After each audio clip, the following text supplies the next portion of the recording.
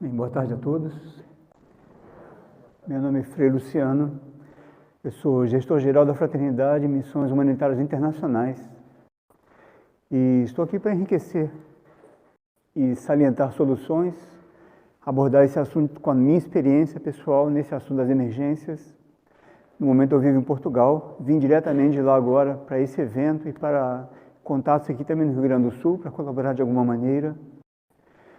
E vamos ver um vídeo inicial. Antes do primeiro vídeo, agradecer ao Instituto Mari, Green Thinking e Tecnopuc por recebermos aqui nesse espaço e organizar todo esse movimento. Essa palestra aqui será gravada, está sendo gravada, vai ser publicada entre hoje à noite e amanhã no canal do YouTube da Fraternidade Missões Humanitárias. Quem quiser depois voltar a assisti-la ficará disponível. Sim. A dinâmica será a seguinte: vamos desenvolver o assunto em si, o tema e alguns tópicos.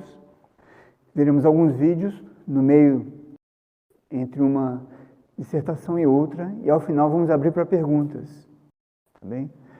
Vai ter oportunidade de uma interação, porque esse é o momento mais rico para contextualizar muitos conceitos e tudo, e aí chegaremos num ponto mais ideal. E ali o nome SPHERE se refere a um protocolo internacional que existe da resposta humanitária, chamado Manual Esfera.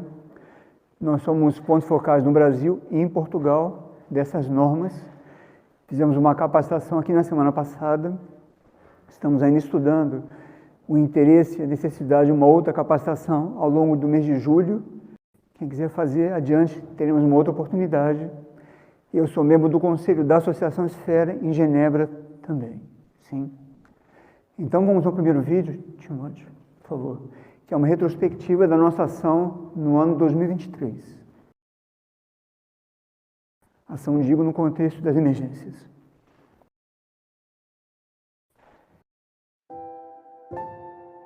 Para a Fraternidade Missões Humanitárias Internacionais, o ano de 2023 foi marcado pela resiliência. Mesmo diante dos desafios globais, o esforço coletivo de servidores humanitários voluntários, parceiros e colaboradores foi essencial para a consolidação de suas ações. Ao longo do ano, a organização preservou e retomou antigas parcerias, honrando a história e a confiança mútua, mas também conquistou novos apoiadores e parceiros, abrindo caminhos para a inovação e o crescimento. Seguiu avançando e conquistando novos espaços no cenário internacional da resposta humanitária.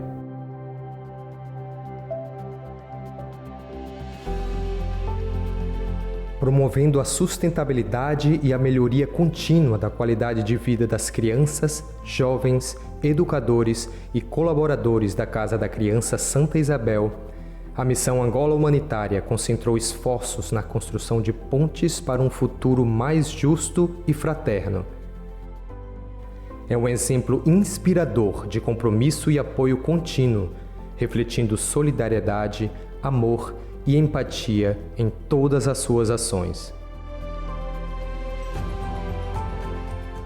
Na região norte do Brasil, na cidade de Boa Vista, estado de Roraima, a Fraternidade Missões Humanitárias, por meio do Centro Cultural de Formação Indígena, assegura que os direitos humanos dos indígenas oriundos da Venezuela, Guiana e do Brasil sejam respeitados.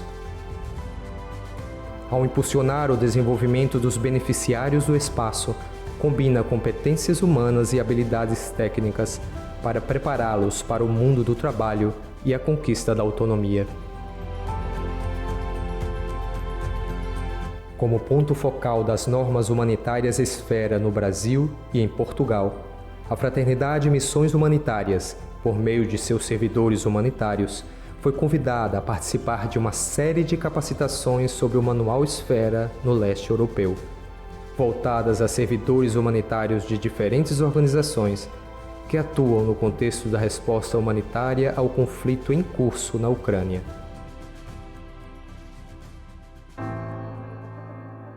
A Fraternidade Missões Humanitárias, no período de 21 de março a 6 de maio, mobilizou uma equipe de servidores humanitários voluntários para atuar na resposta ao devastador terremoto que ocorreu em fevereiro na Turquia. Colaborou com organizações locais para fornecer assistência humanitária essencial, implementou atividades de arte e educação em abrigos e apoiou veterinários voluntários no atendimento a animais desabrigados. O setor de educação em situações de emergências e respostas humanitárias desenvolveu um plano conjunto, em parceria com a Rede Interinstitucional para a Educação em Situações de Emergência, que está sendo colocado em prática na forma de laboratórios e oficinas, aplicadas a educadores da Secretaria de Educação de Carmo da Cachoeira e das filiadas da Fraternidade Missões Humanitárias Internacionais. Em uma singular experiência educacional para a superação do trauma, uniu 3 continentes, representados pelo Brasil, Portugal e Angola, em uma formação ofertada em parceria com a Escola Superior de Educação Paula Francinetti, de Portugal, o Centro Universitário Francinetti, do Recife, e a Escola de Magistério Santa Doroteia do Lobito, em Angola. A colaboração de servidores humanitários voluntários, doadores e parceiros foi indispensável para a efetivação de todas as ações desenvolvidas pela Fraternidade Missões Humanitárias em 2023 e continuarão sendo imprescindíveis para construirmos juntos um futuro mais solidário, sustentável e fraterno. Contamos com o seu apoio.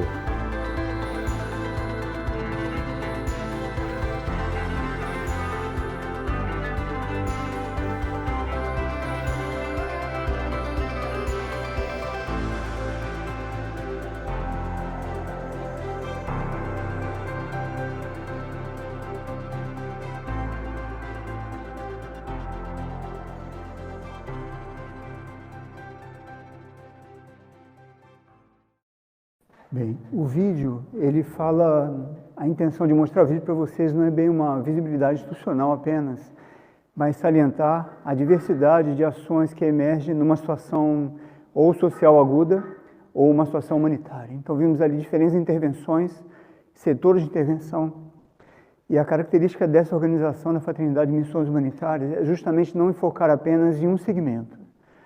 Então trabalhamos na educação voltada para a superação do trauma, trabalhamos com as capacitações, com o tema da ligação também a nível governamental, fazendo ligação com a sociedade civil, dentre outros setores.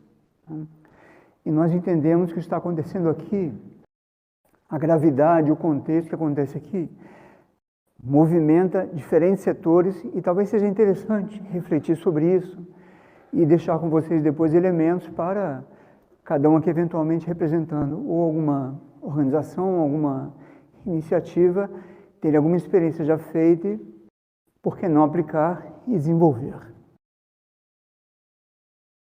Bem, nós já atuamos em Mariana e Brumadinho, o tema das barragens. Ali o trabalho com os animais foi muito próximo e aqui também o tema do resgate com os animais também foi muito evidente. E é um trabalho importante porque nas emergências, em geral, algumas expressões da sociedade ficam um pouco de lado. O tema dos animais, o tema dos idosos, o tema das pessoas com deficiência. Em geral, um público que vai ficando ou por último ou sem uma assistência. E nós sempre buscamos dar prioridade justamente a esse público, porque sabemos de antemão que é onde a ajuda ou não chega, ou chega por último. Estivemos na Turquia, não, como vimos pelas imagens, na Polônia, especialmente com capacitações desses conteúdos do Manosfera. E semana passada fizemos aqui, como dizia, uma primeira introdução ao Manosfera. E por que tudo isso eventualmente é importante ou pode vir a ser de colaboração nesse contexto daqui? Eu vou iniciar com uma breve descrição não do que é uma crise humanitária e o que seja uma crise social. Porque muitas vezes nós queremos abordar uma situação humanitária como se fosse uma crise social e vice-versa. Queremos ver uma questão social como se fosse humanitária.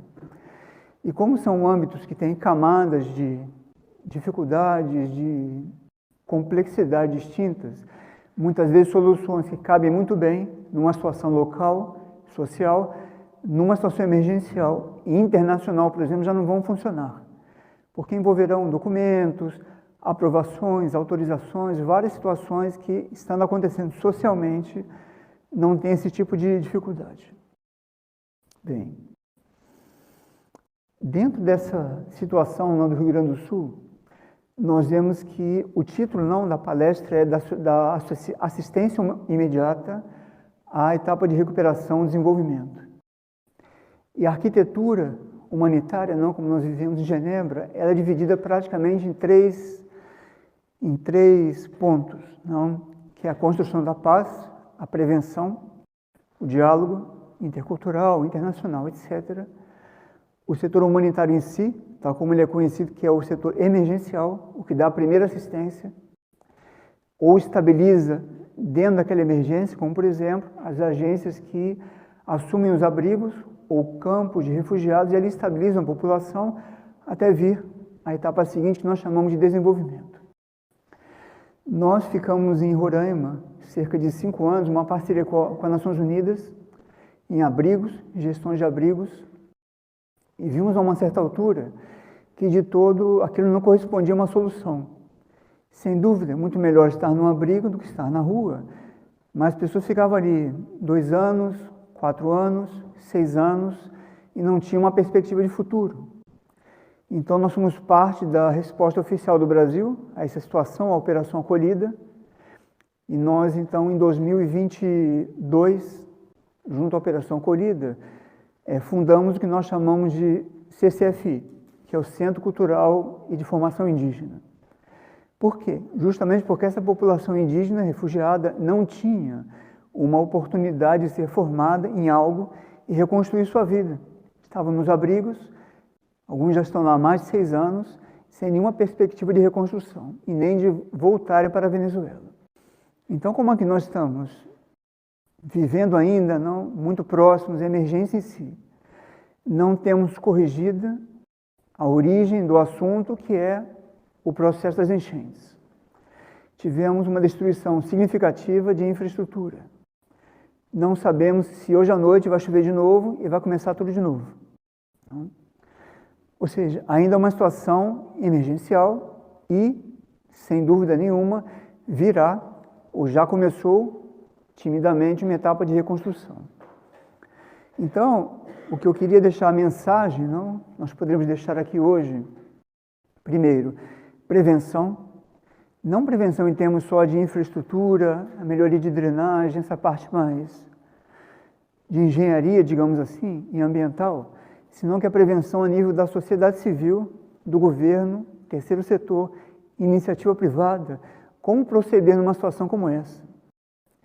Porque na minha experiência também na Colômbia também atende não a situação dos venezuelanos, e ali foi formado um grupo chamado GIFIN, que é Grupo Interagencial para Fluxos Migratórios Mistos. E por que fluxos migratórios mistos? No glossário, digamos, do setor humanitário, existe uma linguagem que são os deslocados internos. Como aqui agora, não? Pessoas perderam suas casas, cidades foram devastadas, então as pessoas se deslocam. Então, tecnicamente, são chamadas ou conhecidas como deslocados internos. Então, esse grupo foi criado para ser misto no sentido de os deslocados internacionais e os deslocados dentro da própria Colômbia, devido à situação das guerrilhas, tráfico de drogas, entre outros motivos. Então, nós vimos ali como é importante um grupo, que ali também foi chamado de PMU, que é Posto de Comando Unificado. Volto, não exatamente um parênteses, faço uma ligação com o tema do Manausfera. O que é uma Manausfera?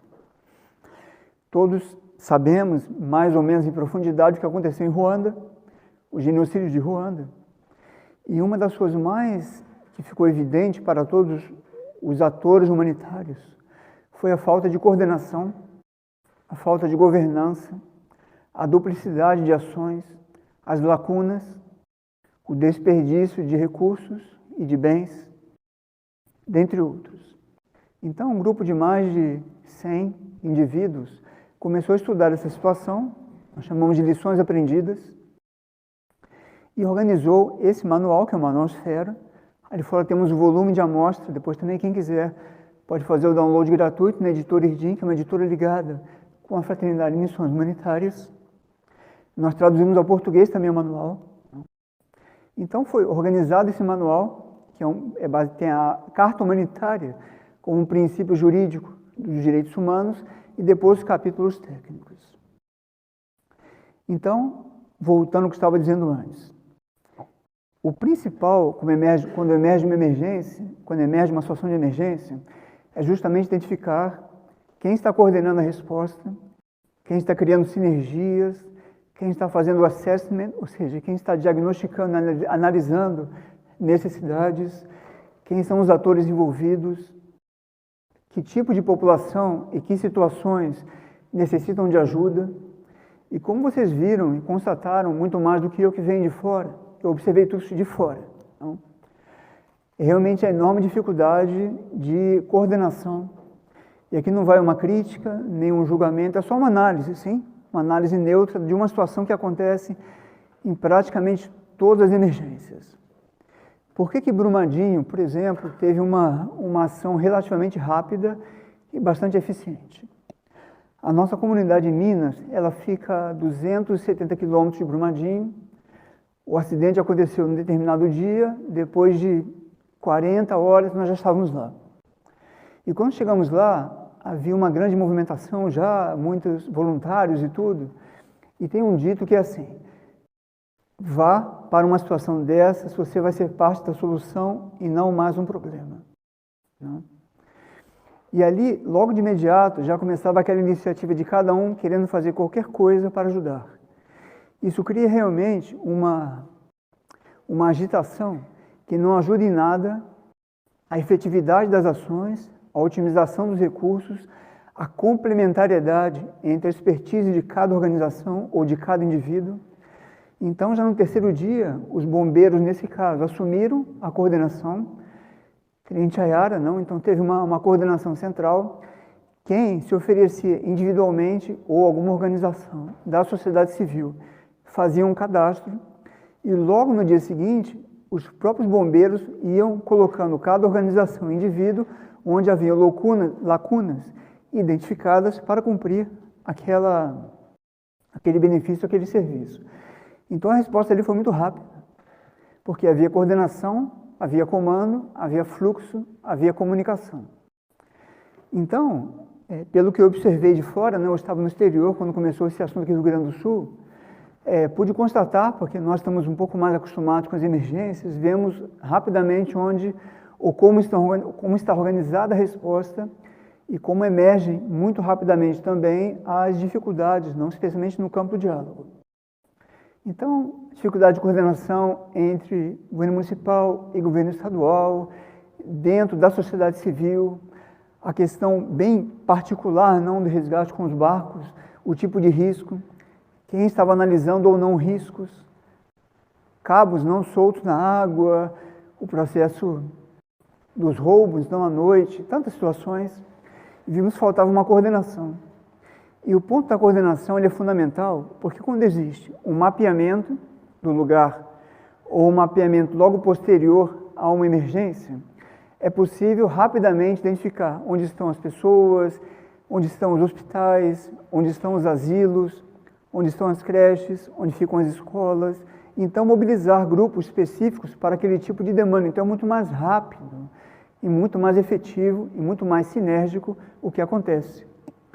Então, agora, bem mais, depois de algumas semanas, é que nós começamos a ver algum tipo de organização e, mesmo assim, se observou, ontem estive num galpão de distribuição, já começamos a observar o que sempre acontece. Primeiros dias, são milhares de voluntários, uma boa vontade, uma mobilização incrível. Aí a mídia começa a fazer assim, não?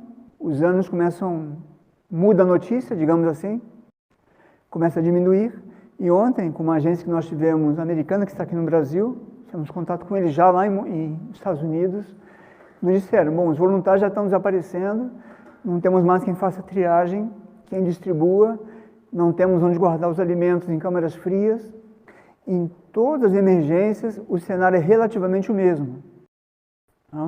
No início, aquele afluxo enorme de doações, infelizmente, muitos aproveitam para esvaziar o armário, então enviam muitas coisas que exatamente não estão no ponto de serem doadas, então precisam ser lavadas, costuradas, sapatos sem salto, sem cadarço ou rasgados. Então, nós não temos uma consciência formada, não, ou um plano de contingência e de preparo para uma emergência.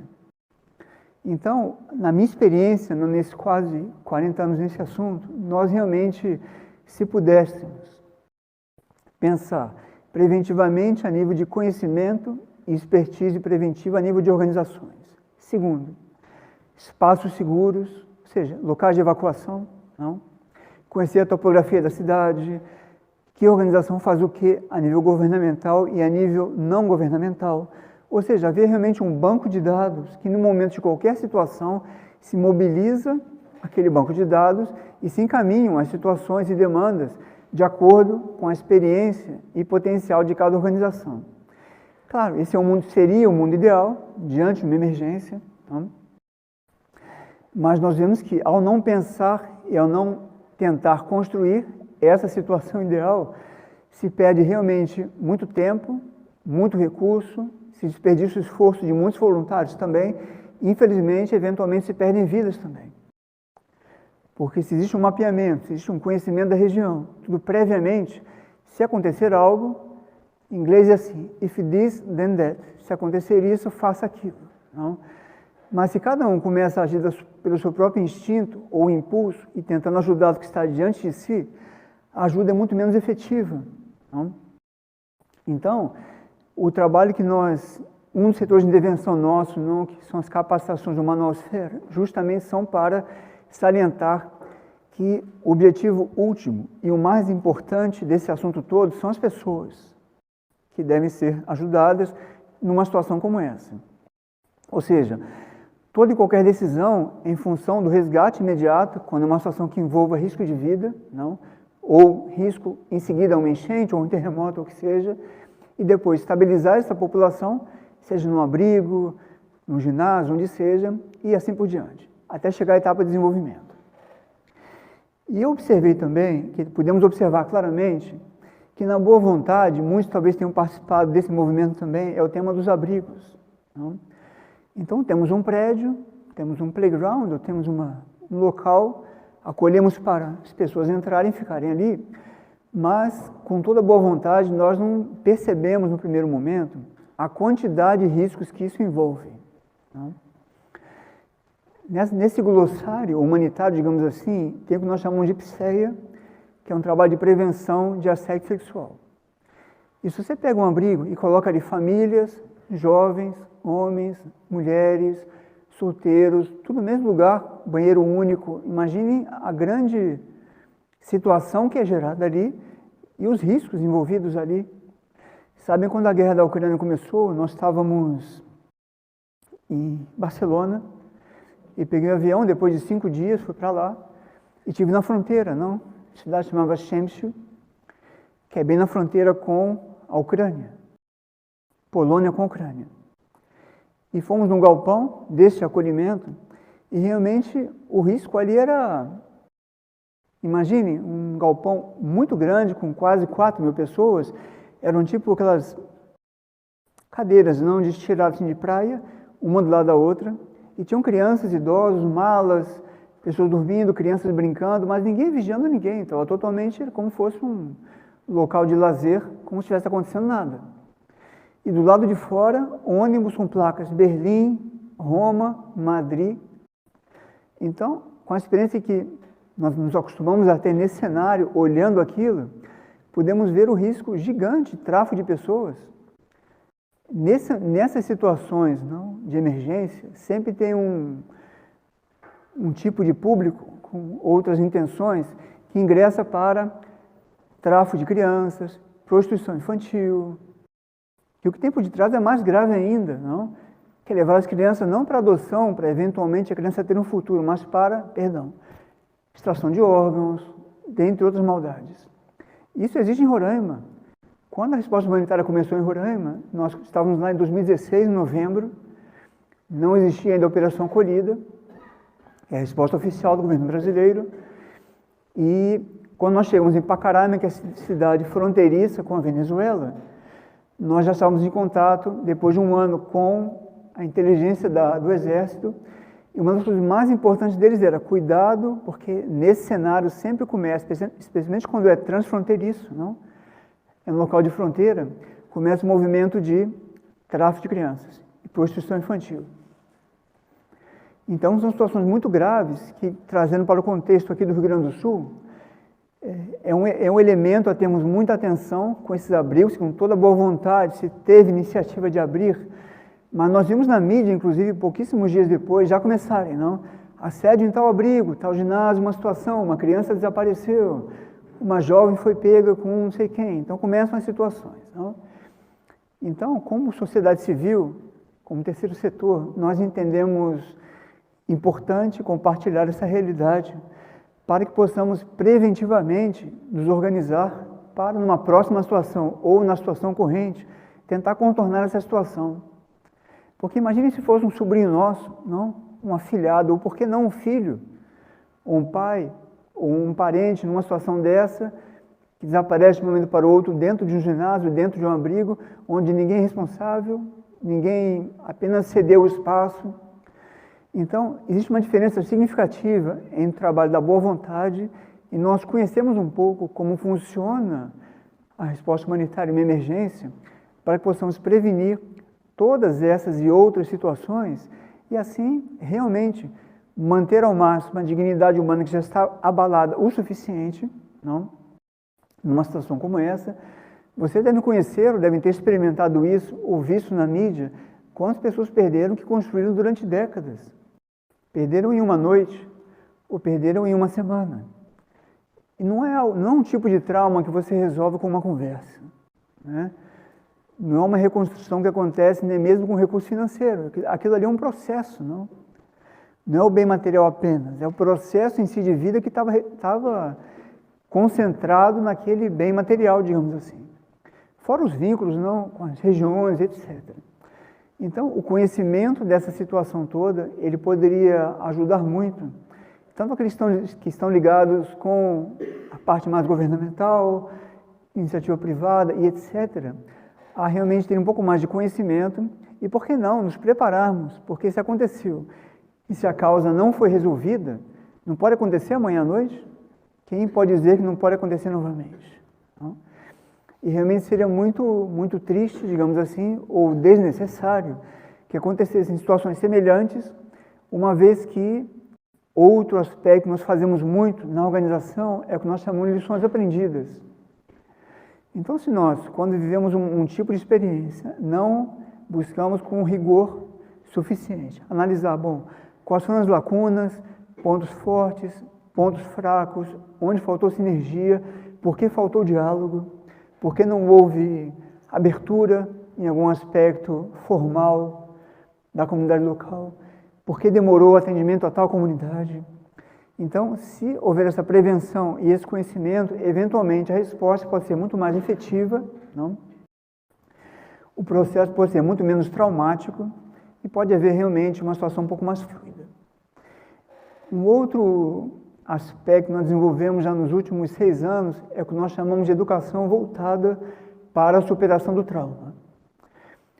Talvez alguns tenham ouvido falar já na antroposofia, que é um sistema educacional, digamos, também nascido na Áustria, na Alemanha, e a Universidade de Stuttgart, ela promove essa capacitação, chamada Pedagogia do Trauma.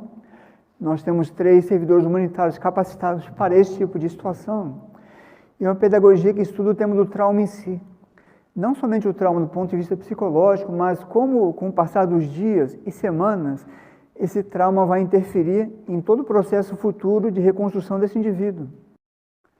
Então, se você vive uma enchente, perdeu uma criança, um adolescente, mesmo um adulto, experimenta aquilo, e aquele trauma ficou ali. Se aquilo não é tratado de alguma maneira ou fica dissolvido, não, aquilo vai enraizando na natureza interna do indivíduo, e depois de 2 semanas é outra coisa, depois de um mês ficou muito pior, até que forma um nódulo. E depois, quando a criança volta para a escola, volta para brincar com os amiguinhos, ou volta para a creche, ou vai conviver com a família, ela já tem ali um tipo de trauma já implantado.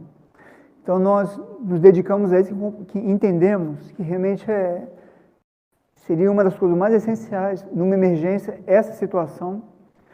Imagine, não, a nossa vida inteira ficar comprometida, de um certo ponto de vista, porque na infância vivemos um trauma, uma situação excepcional, como uma emergência, e não pudemos ter nenhum tipo de ajuda para dissolver aquela situação a tempo e ter um desenvolvimento relativamente normal. Não? Então, nós também já oferecemos, não? E fica disponível, nós temos a possibilidade, a partir do meados de julho, de trazer pessoas para cá para colaborarem, ou em abrigos, ou com quem esteja lidando com crianças, ou quem tem escolas, ou quem lide com a Secretaria de Educação, para promover esse tipo de atividade e dissolver e colaborar a dissolver essa situação nas crianças e jovens. Também temos o que nós chamamos de cuidado com os cuidadores, e tivemos um exemplo muito evidente em Brumadinho. Os bombeiros, eles ficavam dia e noite no resgate, não? Com os cães, que ali, vocês lembram, não? Era aquela lama toda de dejetos, aquilo era muito tóxico. Então foram semanas, depois meses, tentando ainda recuperar. No início vidas, depois os corpos. E a uma certa altura, depois dos 40 dias, os bombeiros começaram a ter trauma também. Nós vimos acontecer. O bombeiro ia puxar uma mão e só vinha a mão, não vinha o resto.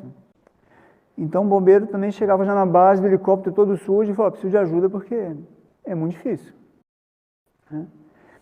Então, uma coisa nós vemos isso, não? Pela televisão, um vídeo, uma notícia. Outra coisa é em campo, um dia depois do outro e várias vezes por dia, experimentarmos isso. Então, nós vimos que oferecer também esse cuidado com os cuidadores era uma coisa essencial. Tá? Bem.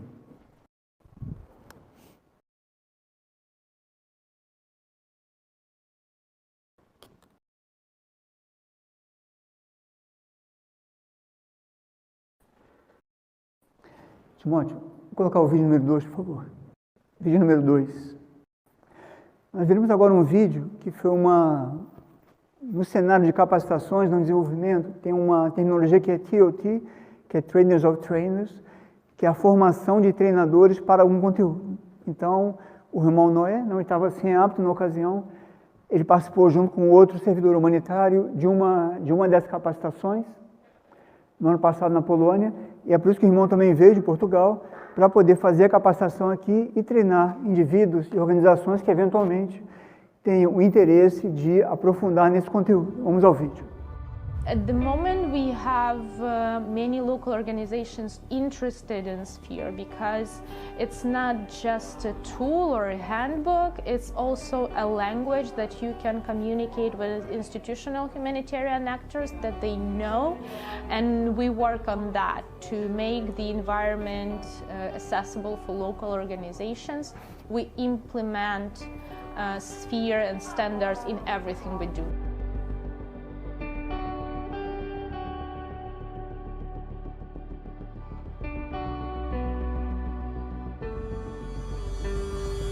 So Fraternity International Humanitarian Missions is taking part in this 5-day TOT after 2 workshops delivered, one in Warsaw back in February and another one in Przemysl in May.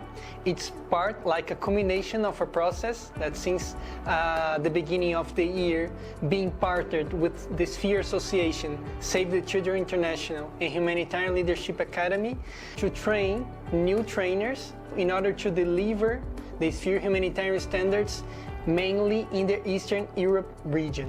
We are currently with a course with a group of 14 people from 5 different countries, all from Eastern Europe, and they will be able to bring this knowledge back home, to impart this knowledge to their colleagues and implement the standards. I've been in development since 2008, and in 2014 when we had the humanitarian crisis started in Ukraine, basically we had all the coordination system in place already, but they were not very accessible for local organizations in Ukraine. They didn't have the humanitarian background. And that's why we started conducting trainings in core humanitarian standard, but also in Sphere. And that's how TOT in Ukraine happened. I am living about 100 or 150 kilometers far from Ukrainian borders, so I am living in East Slovakia, so it was like very, very difficult even to hear about this emergency. For me, since the war started and being in very close ties with the places where the war is happening, it showed once again the first time when I felt that everything can happen. And on one hand, I've been working in education and in non-governmental sector for a very long time. On one hand, this is where you expect to change people and support people.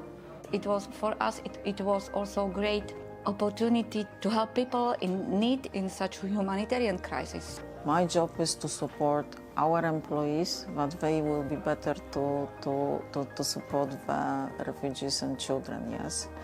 It means that if I'm able to take care of our employees, that they are, well prepared, they have development plans and they can feel secured at work. So ever since Fraternity International Missions was acquainted with the Sphere international standards, we have mainly acted upon two branches, so to speak. We have implementing them on the field in the humanitarian missions developed by the Fraternity, and at the same time we began a series of capacity buildings, a series of trainings and courses. As a Sphere focal point since 2020, Fraternity International Humanitarian Missions has translated the Sphere Handbook into Brazilian and European Portuguese. Hopefully to sharing these standards, to sharing this knowledge, sharing the course with people that are completely engaged in the humanitarian response and will become multipliers of the minimum standards in their own countries. For Sphere, this is a crucial moment. We are finally getting to a point that the handbooks are very close to be finished with the translation, and they will be available. Unfortunately, this crisis is not stopping now. It will protract for a little while, and we feel more confident that these people that we've shared so much with, they're going to be more prepared and ready to disseminate the knowledge. Whenever we talk about Sphere and minimum standards, we try to explain to local organizations that it's not something imposed by international community. It is the experience and the mistakes that many of them made already and made their own lessons and conclusions out of that. We have many volunteer organizations engaged into response, and it's quite important that these people again have proper attitude towards humanitarian response. For us, it's not the end, it's the new beginnings, and especially because with this specific cohort, it breaks the silos in a way that unites the region, and they will hopefully be able to plan together. I'm happy that the Sphere community is quite welcoming the knowledge and context of local communities and field responders. I would like to be the trainer, and I would like to possess, of course, more information from the Sphere standards to be able to share this knowledge with others. At second, of course, it's the Sphere, is also giving me the possibility that maybe someday I will be able to go, to the mission. I have big plans. I think that that many organizations that are working in Slovakia don't use some standards that are used in worldwide. So hopefully I can bring new way of trainings into some trainings programs. The perspectives for the second semester, mainly regarding Poland humanitarian missions, is to increase our expansion in the humanitarian capacity building sector, offering not only in-person workshops, but also online humanitarian capacity building in 3 different languages, in Portuguese and Spanish, but also in English. So these are the main prospects for us as fear trainers to become, and for the people who are here, being trained here, that we can bring this knowledge to new places, new scenarios, and share the minimum standards wherever they are needed the most.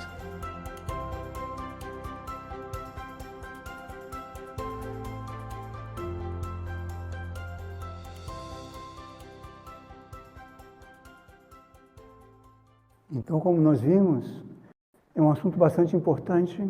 Se a gente, quando ela menciona os equívocos de organizações, de governos, diante desse tipo de situação. O que nós chamamos de desenvolvimento é aquela etapa a qual, depois de estabilizar a população ou uma região, se inicia ou a integração daquela população atendida, sejam refugiados ou deslocados internos, na comunidade local, ou quando a própria comunidade local, como aqui, vai necessitar de um tipo de impulso para reconstruir uma situação mínima de normalidade. Então, também por isso, recordo que eu mencionei no início, que nós saímos do abrigamento em Roraima e optamos pelo CCFI, que é esse Centro Cultural de Formação Indígena, para oferecer a esses indivíduos uma formação em português, informática. Eles têm o que nós chamamos de feiras interculturais, de troca de saberes. Então, panelas de barro, pinturas, os alimentos, várias situações também culturais. E com isso, bem ou mal, eles estão reconstruindo suas vidas, estão tendo alguma oportunidade de empreender, tomar iniciativas. Nós fizemos uma oficina de calçados de alpargatas lá, inclusive, também. Um deles tomou uma iniciativa e teve início um pequeno empreendimento não de confecção de alpargatas. E com isso, vão ingressando nessa etapa que nós chamamos de desenvolvimento. Então, aqui, fiquei refletindo, não, como muitos seguramente perderam ou perderão seus empregos, por um motivo ou por outro, terão que mudar de cidade ou o que seja, não? Será que não seria importante também pensar em centros de capacitação? Não apenas os que já existem, mas alguns que pudessem atender a própria nova demanda, digamos assim, entre aspas, da sociedade porto-alegrense, por que não de todo o Estado? Não? Então, vai ser necessário algo em agricultura, então se capacitar mais indivíduos para esse tipo de situação. Manipulação de alimentos, a mesma coisa. Setor industrial, a mesma coisa. Então, deixaria essa recomendação para quem toma decisões, eventualmente, ou quem sugere alguém que toma decisões, de considerar esse processo de capacitação, de formação, porque isso é que acelera muito o processo de recuperação também.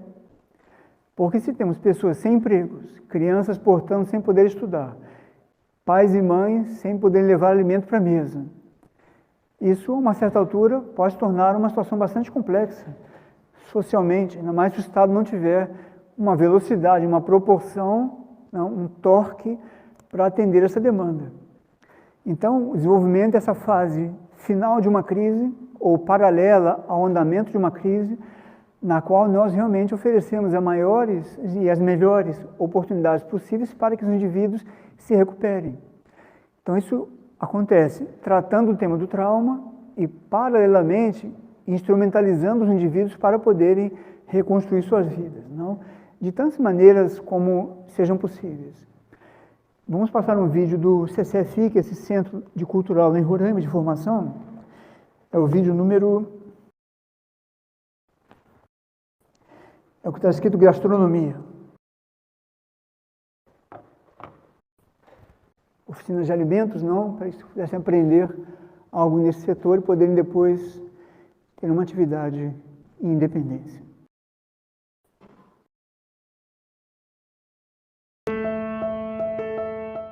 A Fraternidade de Missões Humanitárias atua em Boa Vista, na terceira fase da resposta humanitária, através do Centro Cultural de Formação Indígena, proporcionando capacitações onde os indígenas migrantes podem ter acesso ao mercado de trabalho imediatamente após finalizar a participação nos cursos e, a partir disso, então, ter novas oportunidades, inclusive de empreender ou se inserir no mercado de trabalho local. Estes cursos de gastronomia que a Fraternidade de Missões Humanitárias está oferecendo, através do CCFI, que acontecem no espaço físico do SENAC entram na segunda fase do Programa de Formação Continuada para o Desenvolvimento. Este é o momento em que os alunos começam a entrar nos cursos técnicos. Nós tivemos um conjunto de 3 cursos, iniciando com um curso de panificação, a partir do qual se ramificou, podemos dizer assim, com um curso de preparo de salgados e um curso de confeitaria. Estos cursos que son profesionalizantes en el área de panificación les permite como una formación más completa dentro de la misma área y les permite tener más conocimientos para poder desarrollar la profesión y trabajar de esto, que muchas también están interesadas en hacerlo. Aprendí mucho. Ya estuve en el curso de panificación, técnicas básicas, y eso es como un seguimiento. Tenía como la base de cómo trabajar con los alimentos, y con este curso es como si estamos poniendo en práctica lo que aprendimos y aprendiendo otras cosas que no sabíamos.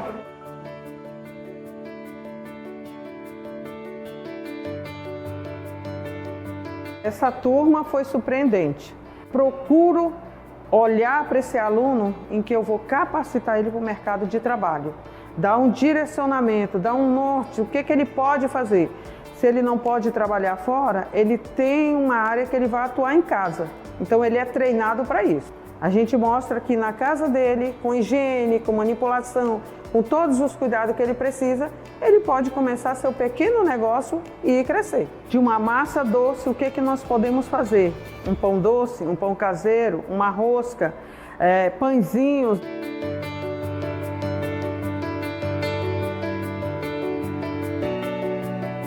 Empanaditas rellenas de franco, de pollo. Era una masa práctica que ella es para hornear.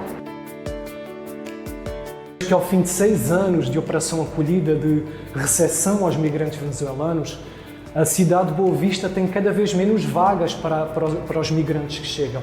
No entanto, quando o indivíduo se capacita nestas áreas, que sempre são necessárias e que também oferecem possibilidade de ser um empreendedor autónomo, eles têm uma possibilidade de entrar nesse mercado, eles têm uma possibilidade de fazer algo por si mesmos. Si tengo la oportunidad, si puedo, si tengo los recursos también, entonces a partir de allí surgir de ahí abajo, ir creciendo poco a poco sí, en el área de la comida, de la gastronomía.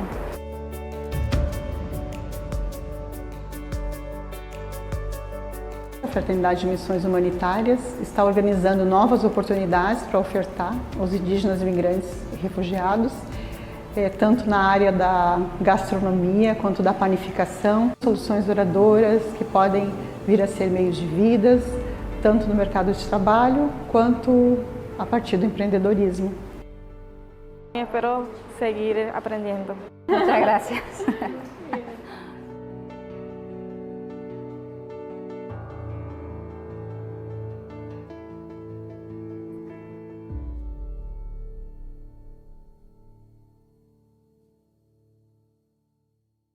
Então, isso que nós chamamos de desenvolvimento para nós, é essencial, é a etapa mais importante diante de uma emergência, seja uma crise social ou uma crise humanitária, porque justamente é aquela etapa que ajuda o indivíduo a reconstruir sua vida, recobrar, digamos, a autonomia necessária, porque quando falamos em dignidade, não é somente levar uma cesta básica, isso é assistência imediata, que é quase que óbvia, não? A água, tudo aquilo que é imediato é muito óbvio, mas sem estabilizar essa situação e promover um desenvolvimento, uma recuperação desse indivíduo, não entendemos que de toda a dignidade vai ser reconstruída. Então, realmente pensar por isso que a palestra intitula-se da assistência imediata às etapas de desenvolvimento. Então, para não prolongar muito, eu acho mais importante essa etapa agora, que seriam as perguntas ou comentários de vocês, porque dentro do contexto que alguém traga, ficará muito mais vivo tudo isso, não apenas um processo explanatório. Então, se alguém tiver uma pergunta, só aguarde chegar o microfone, porque a gente está gravando, tá? E pode levantar a mão e aí o irmão leva o microfone.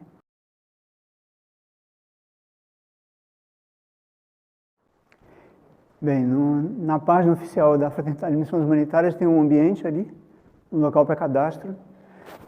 Nós temos muito cuidado, temos tido nos últimos 6 anos muito cuidado, por quê? de 88 até 2000, por aí, nós tínhamos muitas ações de boa vontade, informais, íamos ajudar, mas sem conhecimento nenhum, nem técnico, nem uma mínima noção do tipo de risco que muitas vezes, inclusive, estávamos envolvidos. Então, começamos com o que chamamos de setores de treinamento e desenvolvimento. Então, cada um que se voluntaria, ele passa uma etapa de formação e de avaliação para que ele possa realmente colocar o uniforme, botar um crachá e tanto ser respaldado pela organização, como não ter risco para si mesmo e também para a organização. Tá? Então, você pode enviar um e-mail, vai ter uma entrevista e tudo, e aí o processo vai andar. Tá bem?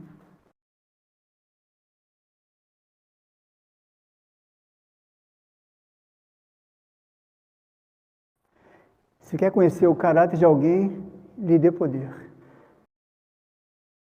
Não.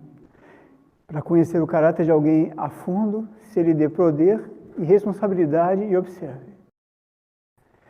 Então, infelizmente, nesse tipo de ambiente, que tem muita pressão, uma pressão de vários tipos, sim, inevitavelmente é necessário uma sinergia, o estabelecimento de uma coordenação, de uma liderança, e o que nós chamamos de negociação humanitária, que é uma palavra que, particularmente, eu acho incorreta, porque não é uma negociação, porque não é um produto, são seres humanos, não entendia porque a palavra negociação, mas é como ela é usada tecnicamente.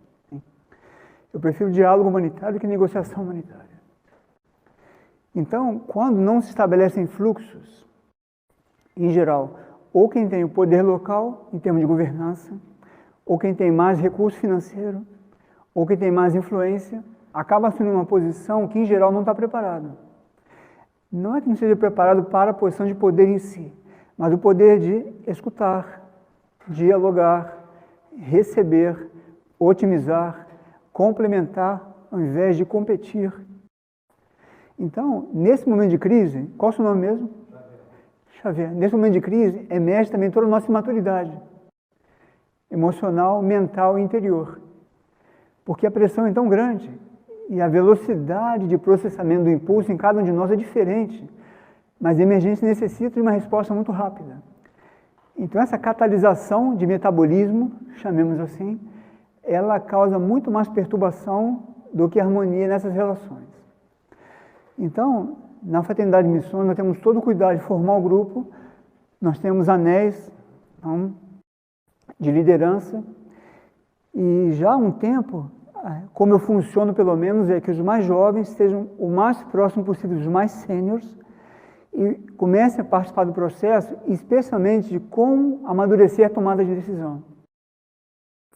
Porque muitas vezes o mais importante não é nem a decisão em si. Ah, não, vamos na rua tal ou no bairro Y. Mas qual foi o processo que amadureceu aquela decisão? Foi um impulso? Foi uma preferência?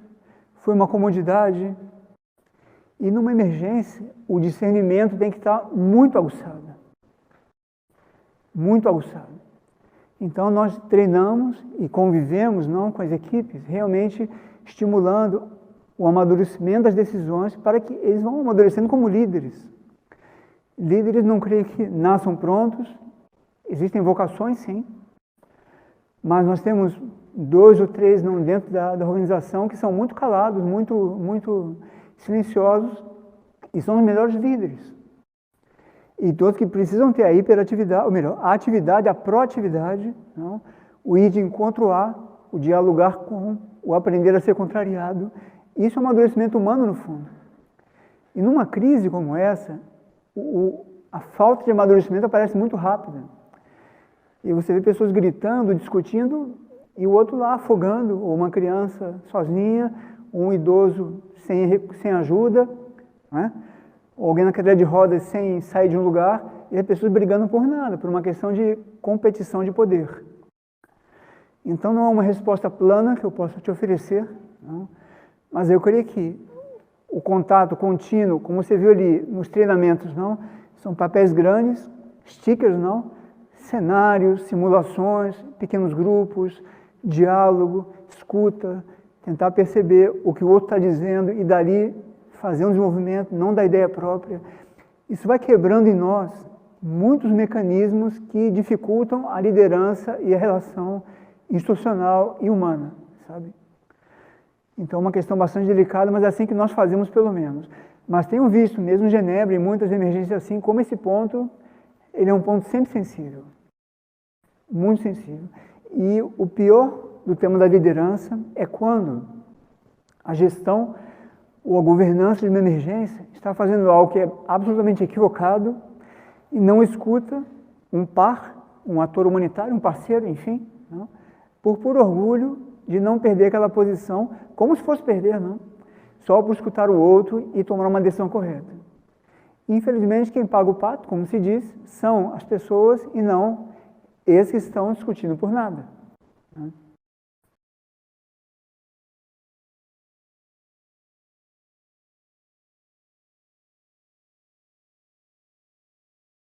Bom, nesse segmento não que é conhecido como negociação humanitária, que eu prefiro chamar de diálogo humanitário, existe o Navashan Grid, que é uma espécie de uma cruz ou de um gráfico, onde nós vamos posicionando os parceiros ou com quem nós interagimos e a distância dele de objetivos comuns. Né? Então, como gestor geral dessa organização, eu sou bastante rigoroso em relação a parcerias. Né? E todos que trabalham conosco sabem que a gente não se vende mesmo e não abre mão mesmo por causa de recurso. Então, mapeando um pouco as possibilidades, eu gosto muito porque vejo que é eficiente. Primeiro, matriz de risco, como mitigá-las, como contorná-las, quem faz o que numa matriz de risco, e também cenários e potenciais. E quando você vê todas as opções, bem ou mal descartando o que definitivamente não é, mesmo que não seja o ideal alguma coisa, mas se é 80%, mas é o único que tem, eu começo por ali. Porque de repente, não sei se eu me explico, porque de repente os 20% que faltam é quando eu começar o processo, o que está necessitando são os meus 20%, ele não vai dar 100%. Em termos de conteúdo, tá? Não falando de recurso nem de nada. Então, como é o seu nome mesmo? Gabriela, talvez ajude nesse mapeamento. Quais são as possibilidades, qual a perspectiva e qual é o interesse? Porque imagino não que o seu trabalho é bastante distinto de uma organização humanitária, mas mesmo assim, é para quê? Qual vai ser o benefício social ou humano disso? Né? É começar a mapear um pouco e abrir no caminho. Então, quando a gente vai estudar um assunto em comum, que é para o esfera em si, para a associação em si, ou pegar o feedback de alguma resposta, estudá-la, é essencial esse mapeamento, e bom, isso aqui está afim, aquilo não está, aquilo tem futuro, aquilo não tem. Não?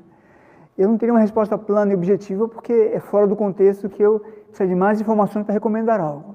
No futuro, talvez possa até ter uma conversa mais pessoal e ajudar a resolver. Não resolver, minto, não gosto de mentir. Tá? Ajudar a salientar possibilidades de soluções. Tá bem? Mais alguma pergunta? Pois não. Quem ali atrás?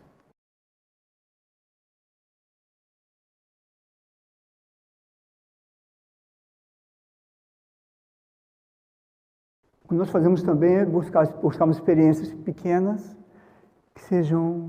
que tenham um resultado um pouco mais imediato, como um piloto, para aquilo ser uma referência para depois ir crescendo.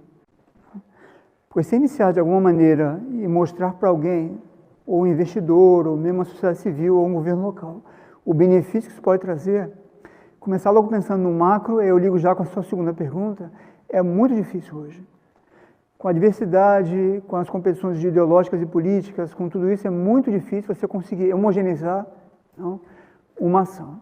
Amanhã eu tenho uma reunião com o Ministério Público, então a ideia é propor eventualmente essa mesma capacitação não, para alguns municípios, e nossa intenção é focar eventualmente com outras organizações em um município, que seja um piloto que envolva tudo que a gente viu aqui hoje, capacitação, educação, voltar para a superação do trauma, o manosfera, a prevenção, plano de contingência, matriz de risco, o sheltering, tudo que seja dentro desse contexto, a nível pequeno, seja executível, não uma coisa bem feita, e ficou um piloto, uma referência para outros. Porque, de novo, na minha experiência, pelo menos, quando você, mesmo em países da África, não, que são crises gravíssimas, muito complexas, é muito difícil você conseguir chapar assim uma solução única, porque a variedade hoje dos contextos é muito grande. Às vezes, entre duas cidades daqui, dois municípios aqui, pode ter tido um cenário completamente distinto. Um formado de infraestrutura, outro formado de agrícola. Entende? Então, não dá para generalizar muito. Então, amanhã, nessa reunião, a intenção é ver qual é o interesse e aí fazer um cronograma. Tá? Quanto à primeira pergunta, veja bem, existem aspectos transversais numa situação social e uma situação humanitária, obviamente. Tá? Ou seja, situações comuns a ambas abordagens. O termo humanitário nós chamamos especialmente quando existe um trânsito internacional ou um evento excepcional, como uma enchente, um vulcão, um terremoto, que causa um tipo de destruição ou uma guerra que tem um movimento de ataque ou que seja termina, um movimento pontual, ou uma guerra como na Ucrânia, agora lá no Oriente Médio. Tá? Porém, a questão social ela acontece localmente e ela vai, desculpe a palavra, ela vai apodrecendo com o tempo. Mas o indivíduo fala aquele idioma, ele está no seu país, ele já tem documentação, bem ou mal ele tem alguma família, algum amigo, ele está ambientado naquele local. Imagine acontecendo uma coisa no Rio Grande do Sul, você migrando para o Chile, não conhece ninguém, não tem o visto, perdeu o passaporte. Percebe? Então, essas são só algumas características do humanitário versus social. Né? Ainda que dentro do processo social, como aqui, por exemplo, é uma coisa social, aconteceu localmente, mas é uma crise humanitária, porque atinge um certo nível de precariedade em termos de infraestrutura, de alimentação, saúde, tudo isso, que é como se fosse uma crise humanitária. Pela violência, digamos, pelo pouco período e pelo quão abrupto aconteceu também. Então, o manual, nesse sentido, o Manosfera ajuda que nós possamos compreender a amplitude disso, todos os riscos, os potenciais também, minimizar o trauma ou reduzir o trauma e, principalmente, favorecer o quanto antes a recuperação desse indivíduo, dessa comunidade. Então, doutor.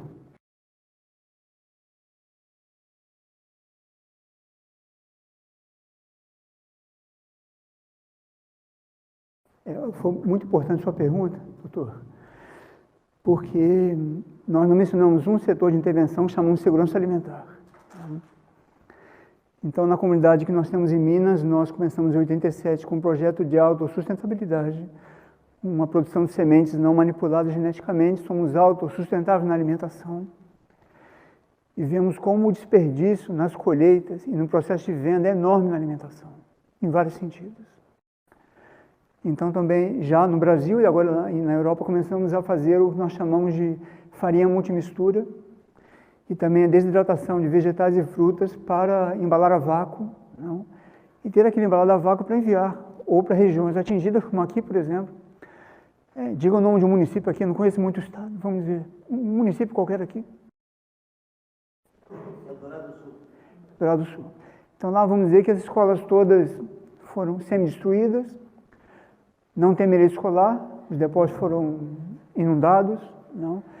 Então, se tivéssemos um estoque de sopa desidratada com proteína, inclusive dentro, obviamente, não? Aquilo está pronto, você dilui, aquece um pouquinho e serve, demora 5 minutos.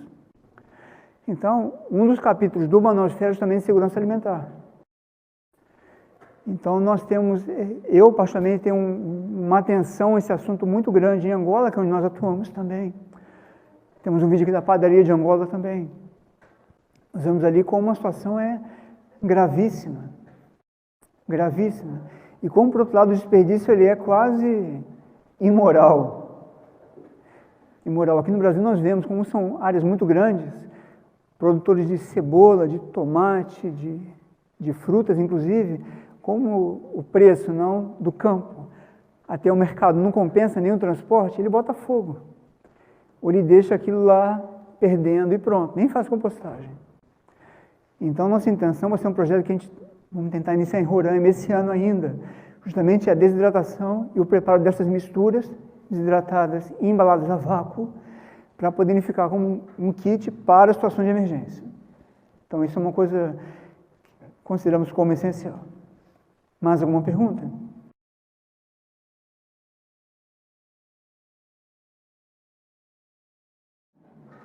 Bom, tem um voluntário já ali, né? Precisamos de um voluntário local. 2, pronto. Pronto. Não, veja bem, eu estava, na verdade, Canadá, Estados Unidos, Portugal, eu falei, bom, vou ou não vou? Falei, vou. Aí vim. Então vai depender do que vai acontecer aqui esses dias. Nós sempre implantamos uma missão quando justifica do ponto de vista do resultado, ou seja, do benefício real que vai causar, tanto diretamente com a intervenção em si, como indiretamente capacitando os grupos de indivíduos que trabalham ou seguirão trabalhando localmente. Então você pode deixar a sua sugestão, qual que é, enfim. Pronto. Cuidado que você fala, depois aí eu cobro, hein? Eu cobro, hein? É. Muito bem. Deixa eu ver aqui o vídeo.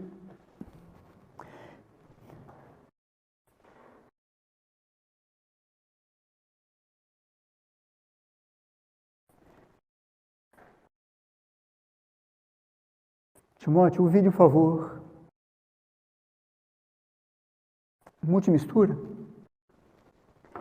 Essa multimistura é com folha de mandioca seca e algumas plantas, no amendoim também. Ela foi desenvolvida muito em Brasília também, doutora Clara Brandão. Nós fizemos em Angola em parceria com a Caritas. Então vamos ver o vídeo. Hoje nós tivemos uma oficina de multimistura na Caritas de Angola. Dessa vez nós contamos com vários participantes de outras organizações. Olhando para a realidade do atual contexto de Angola, onde, sobretudo, as crianças vão enfrentando inúmeras dificuldades de saúde, sobretudo a questão que tem a ver com a malnutrição, ou como outros designam de desnutrição, a preparação da multimistura acaba sendo uma resposta imediata e a longo prazo. Aconteceu mesmo comigo, com o meu neto, que estava com problema de malnutrição. Consoante aquilo que eu aprendi na pastoral da criança, como fazer a multimistura e o valor da própria multimistura, então fui fazendo para tirar o meu neto da desnutrição para a recuperação da sua saúde. Hoje tem mais ou menos 5.000 a 6.000 pessoas, crianças, alimentando-se da multimistura e já com resultados positivos. Tem um poder que leva a vida da criança avante. Na medida que as famílias vão sendo educadas sobre a importância do uso da multimistura, de tal forma também vamos fortificando a esfera da saúde pública. É uma estratégia de potencializar o que já existe, com baixo custo e acessível, e especialmente empoderando as comunidades e indivíduos a terem alguma autonomia no manejo com tudo isso. Houve também a iniciativa do trabalho da desidratação solar, o que foi muito bem recebido por todos, porque realmente o desperdício do alimento ele é uma tônica dentro da sociedade. Nós temos uma quitanda, vendemos produtos agrícolas e há muito desperdício. Nós até fizemos tomate em calda, tomate pelado, tomate congelado, mas mesmo assim ainda há muito desperdício. Achei uma ideia brilhante. Procedimento simples de desidratação solar também permite depois fazer uma embalagem. O produto tem menos umidade e vai durar mais tempo. Pode ser usado na entre-safra até a próxima colheita dessa mesma fruta. Já provei a manga, abacaxi e gostei. Até estou a brincar porque tem uma pessoa que gosta muito da manga. Então, quando não tem tempo de manga, se nós desidratamos, tá aí a manga. Então, é importante porque ajuda na economia. E no fundo, nós vemos que a solução para as crises de hoje seria retomar a simplicidade de uma sociedade saudável. É uma oficina que desperta muita alegria, porque o grupo vai percebendo na prática a importância da unidade. Como que isso pode trazer a cura para o ser humano, essa unidade de pensamento, todos convergindo para uma nova consciência. Partilhado, acreditamos que a excelência do voto é o apogeu desta parceria. Novas portas que vão se abrindo para nós, então, trabalharmos sempre e sempre em prol da dignidade humana.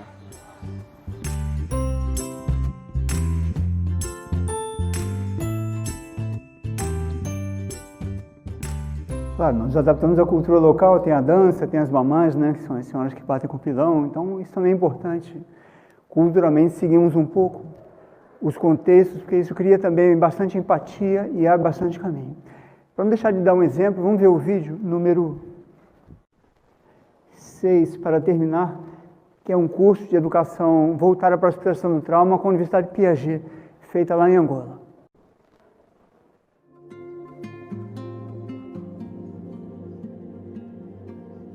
Nós estamos na Universidade Jean Piaget de Angola, realizando pela segunda vez o curso de educação orientada à superação do trauma. Mais de 40 estudantes finalistas do curso de psicologia têm participado conosco ao longo de 5 dias, nesse curso que, tanto para nós, como também acreditamos para esses estudantes, é uma oportunidade de aprendizado, de trocas de experiências, de compartilhamento de conteúdos.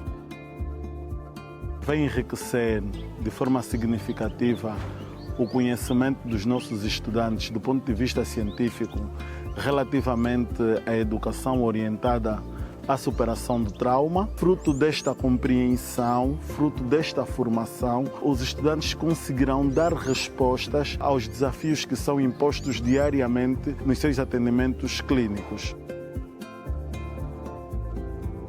Como esse curso é um curso que traz muita vivência e ele é muito dinâmico, isso faz com que as pessoas acessem também experiências delas, né?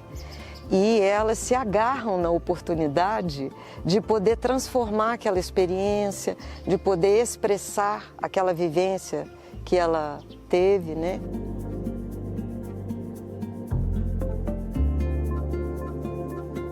Essa formação nos ajuda a nos autocurar para depois também curarmos aquelas pessoas que têm feridas. Estamos a trazer uma parte de nós, que se calhar há um tempo atrás já tínhamos enterrado. Eu procurei rebuscar mais aquilo que já estava meio esquecido, né? A gente não está a aprender só teoricamente, mas também com base em dinâmicas práticas. Dentro dessas experiências tem nos ensinado que a pessoa não precisa ter medo de errar. Aquela dinâmica não tem bonito, não tem feio, não tem errado, não tem certo, e isso ajuda-nos a tirar do nosso âmago aquilo que a gente sente, aquilo que a gente pensa. Vemos nessa experiência uma grande oportunidade também em que uma instituição da academia, não como é a universidade, e uma instituição da sociedade civil, como a Fraternidade Missões Humanitárias, traz para ambas uma renovação, né, que o nosso serviço possa ter mais qualidade, mais conhecimento, e ao mesmo tempo que o conhecimento que a universidade produz possa estar mais vinculado à prática, ao contexto, à transformação e à intervenção nos desafios da sociedade. Pretendemos continuar, uma vez que não é só a universidade que ganha, mas também a nossa comunidade, fruto de todas as situações traumatizantes que as pessoas têm estado a vivenciar diariamente.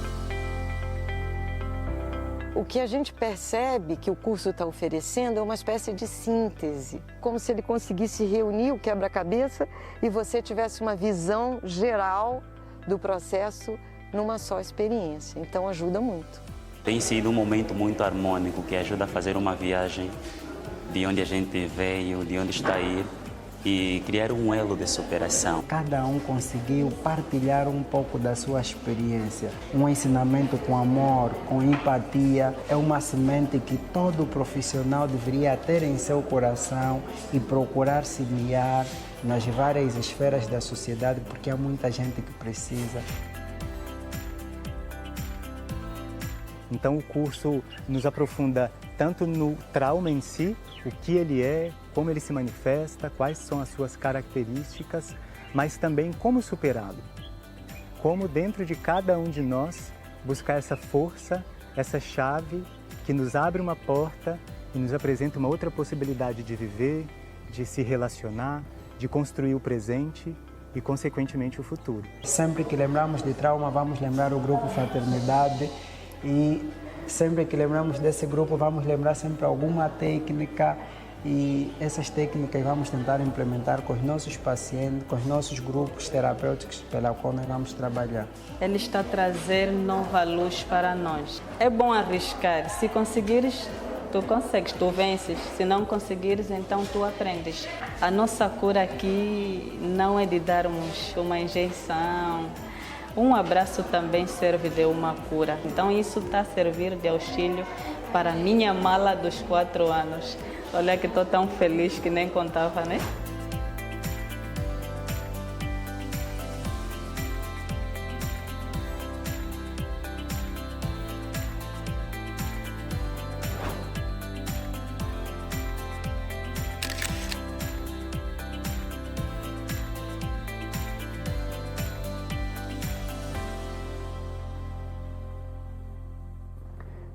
Claro que o que nós falamos aqui é 15%, 17% de todos esses assuntos. Não vale a pena nem ser muito longo para não sermos superficiais. E quem quiser fazer mais alguma pergunta ou algo um pouco, ou ir além em mais algum assunto, podem pegar ali na mesa o meu e-mail, não tem nenhum problema. Fico totalmente disponível. Eu viajo dia 27 para Roraima, então tem um dia de amanhã inteiro ainda aqui em Porto Alegre. E como disse Xavier, quem sabe não, montamos uma base aqui. Então agradeço muito a presença de todos. Tenham uma boa tarde. Muito obrigado. Sim?